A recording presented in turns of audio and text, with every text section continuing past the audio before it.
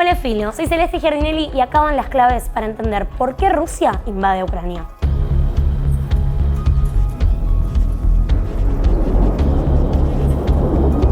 El presidente de Rusia, Vladimir Putin, reconoció el lunes la independencia de dos provincias separatistas al este de Ucrania, Donetsk y Lugansk. Al enviar tropas al país vecino, se desencadenó el estallido final de un conflicto que lleva años. La madrugada del jueves 24 de febrero, Putin ordenó disparar cohetes de artillería contra Ucrania.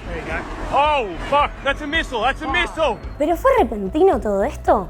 No. Hablemos de la relación entre Rusia y Ucrania. 1. Cuando se cae el muro de Berlín, Ucrania se proclama independiente de la Unión Soviética. Se declaró un estado neutral y desde ese momento la relación con Rusia atravesó periodos de mucha cercanía, de tensión y de enemistad. La relación venía pacífica hasta el 2014. Ese año, el gobierno de Ucrania, que en ese momento era cercano a Rusia, fue derrocado por una ola de protestas llamadas Euromaidán, o autoproclamadas Revolución de la Dignidad. El derrocamiento sucedió tras la decisión pública de no firmar un acuerdo de asociación y libre comercio con la Unión Europea. Este acuerdo tenía el apoyo de la mayoría del Parlamento. El gobierno que tomó el poder entonces volvió a desarrollar planes para ingresar a la OTAN. Que por si no te acordás, la OTAN es una organización de alianza política y militar entre 28 países europeos, los Estados Unidos y Canadá. Esto mismo, Rusia y las regiones prorrusas dentro de Ucrania lo consideraron una amenaza. Punto 2. La crisis de Crimea. Con el derrocamiento del gobierno de Yanukovych en 2014, diversos grupos prorrusos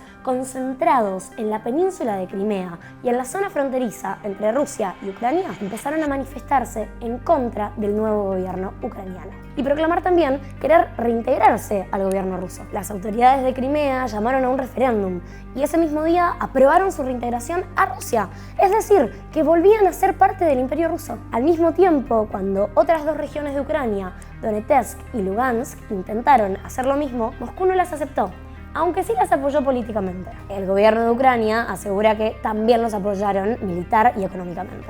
Punto número 3. Los acuerdos de Minsk y los enfrentamientos. En 2014, Rusia y Ucrania firmaron un acuerdo, con Francia y Alemania como garantes.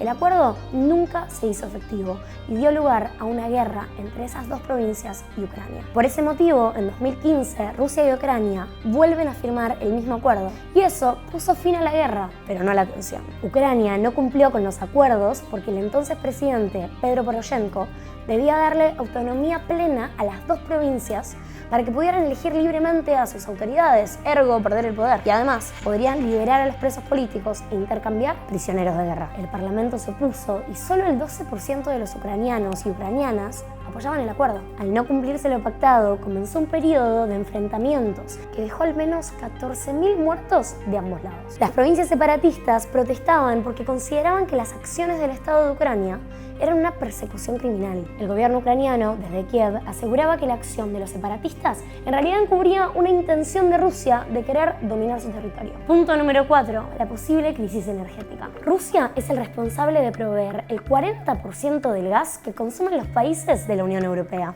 y la producción de otras regiones del mundo no alcanzaría para compensar las importaciones de Rusia. Aunque Putin aseguró que se mantendrá el suministro comprometido en los contratos, en este contexto de escándalo en la crisis, nadie sabe qué puede pasar. Lo que sí se sabe es que luego de los ataques, el precio del gas se disparó un 60% y el petróleo supera a los $100 el barril. Y llegamos al punto número 5. ¿Ucrania está a la altura del poder militar de Rusia? No. Está súper lejos de eso, pero Kiev cuenta con el apoyo de otros países de Occidente que forman la OTAN y que pueden golpear duramente a Rusia mediante sanciones.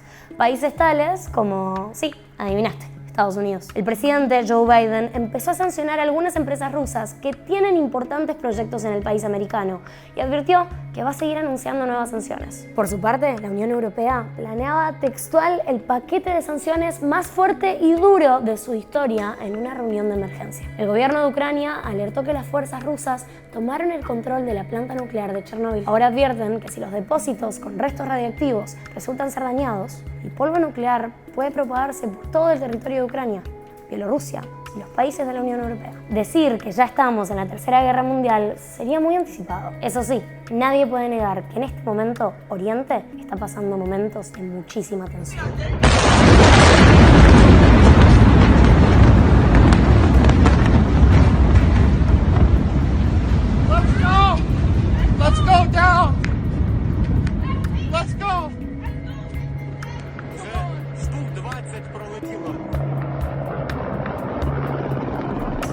should say. You can see.